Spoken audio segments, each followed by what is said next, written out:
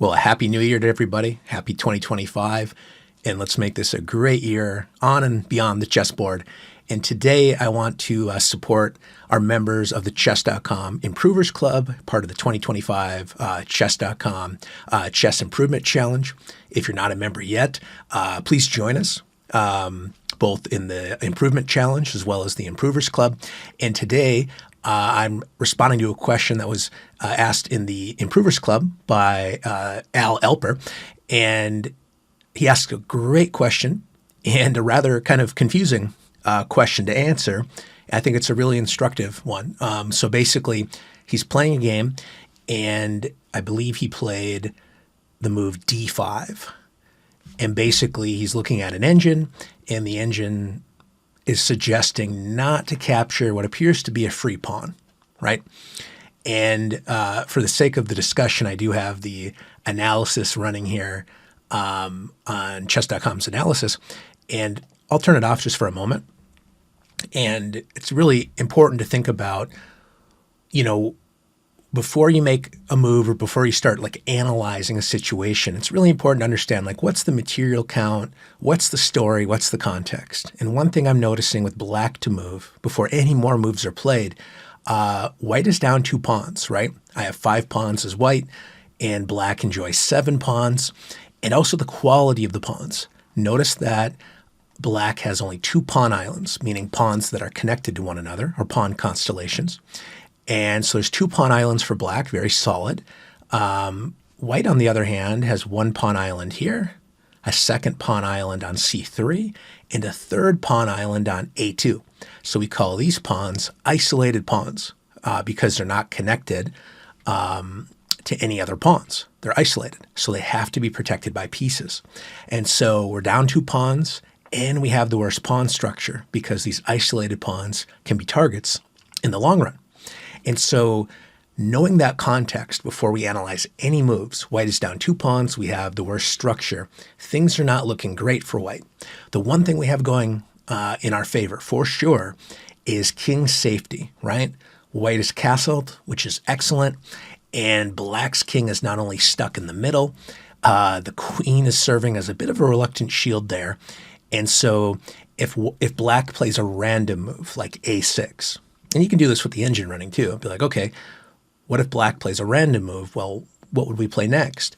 And here, because white is already castled, the king is safe, and the rook is ready to do some damage. I always say, go bowling down the e-file. The rook now attacks the queen and actually pins it to the king there. So notice the queen is unable to move away because then the king would be exposed to our rook's attack. And if the queen captures, well, our knight is guarding the rook, so we're happy to give up a 5-point piece in exchange for black's mighty 9-point queen. And the other thing here is, although black can temporarily block our rook's attack, now we can just capture the knight. And it's the same problem, except black lost a knight and now is still staring at that pin. So that's the first point. Assess the terrain, what's going on. So white is down 2 pawns, worse structure. But if it were white to move, rook e1 is a big problem. So therefore, black can play a number of moves, even queen d8, which looks a little weird to undevelop your queen, but then you're getting out of the way of your bishop. So you can play like bishop e7 and castle. So I think that's a pretty instructive way to deal with this problem. But what the engine likes, and what's played in the game, I guess, is d5. And that looks really weird, right? Like you're pushing your pawn forward and it's not protected, right? So although you're attacking me in one direction, the pawn is attacking the queen. Well, the other side of that diagonal story is my queen could just capture the pawn. And that's what Al's question is like, why did the engine want queen b3 here versus capturing the pawn? So great question. Now, when you're trying to analyze your game and understand it, one thing is to look at sort of the answer here, which is that if I turn the engine on, just for example, it's saying minus 1.86, creeping up to minus 2. And if we think of 1 point being a pawn, you could say the engine is saying minus, that's black's favor. If it's plus, it's in white's favor. That black is roughly up 2 pawns. Well, from the standpoint of evaluating the overall position. And so if we capture the pawn, there's obviously like nothing terribly wrong with it, right? And it's a really healthy thing, right? Like, why wouldn't I take the pawn? If you're going to give me material, if I don't see a clear reason why it's wrong, definitely trust yourself, right?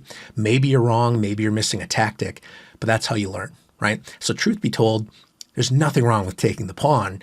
The context, sort of the story before the move, is white has a bad position overall because you're down 2 pawns, you have these isolated pawns that are a target, and so therefore black happily gives up 1 pawn in order to continue to develop, gaining a tempo here against the queen, and also shielding the royalty there on the e-file, right? So if the rook ever moves here, well, there's no direct attack against the queen or the king. So that is why the engine is cool with d5, because black's position is already really good. And one thing about a material advantage, you can always give back a pawn or two if you need to or want to. And in this case, black is getting a huge lead in development. If, for example, if you play queen b5, right, like attack this pawn, well, now black could just castle. And notice I'm defending the pawn.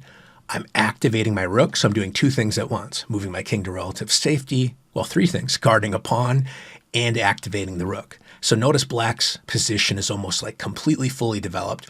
And, you know, if bishop g5 or something is played, I'll play f6, blocking the bishop's attack. Why did I play bishop g5? Trying to skewer the queen to the rook. But look out for those stop signs, right? Pawns stopping bishops in their tracks with this blocking move. And now I'm attacking the bishop. I can move my queen out of the way, you know, get my bishop developed, centralize a rook, whatever.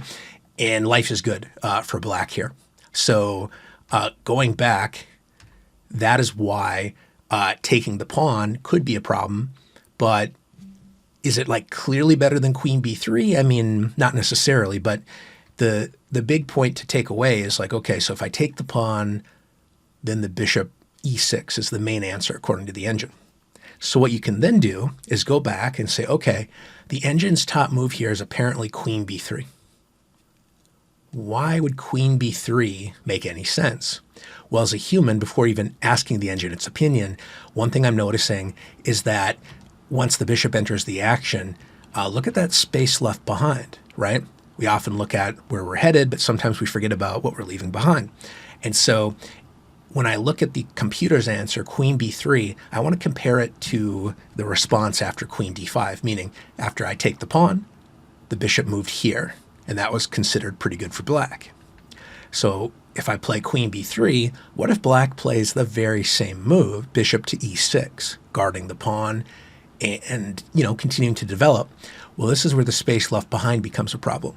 The bishop supports the center, but it's abandoning the pawn that we just place some pressure on. So therefore, I'm able to take this pawn, and I now fork the unprotected rook and unprotected knight.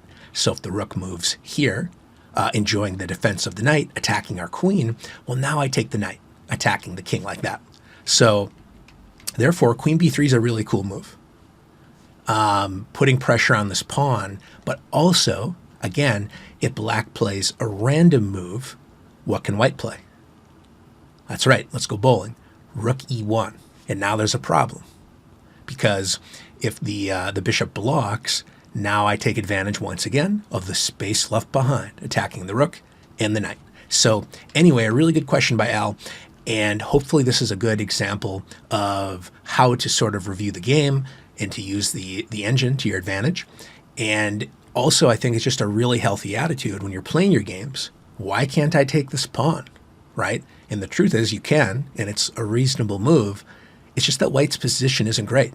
White's in some trouble because of earlier decisions. I didn't have a context of the whole game, just this fragment, so I'm not sure how it happened. But queen b3, therefore, makes a lot of sense, which is I'm down 2 pawns anyway, so why don't I play queen b3, put my opponent under some pressure, attacking that pawn, and also I'm ready to play rook e1. So I'm going to ask my opponent some difficult questions, right? And maybe here, if I'm black, I would think about like rook b8, defend the pawn, And that way, if like rook e1 is played, then I would play bishop to e6, blocking the pin there against my queen. So anyway, long story long, really good question by Al. Thank you for sharing that in our Ask a Coach forum section of the Improvers Club. And I'm going to keep trying to do these videos. Obviously, I won't be able to answer every question, but definitely want to engage here with some instructive video content as I can. And please stay in touch. Remember, we have a study plan from beginner all the way up to advanced players, like 1800 plus. So if you're a complete beginner or you're an advanced tournament player, we've created study plans for our 2025 Improvement Challenge. So definitely check that all out. And this is National Master Dane Matson, and I look forward to continuing to walk the road to chess improvement together. Have a great rest of your day.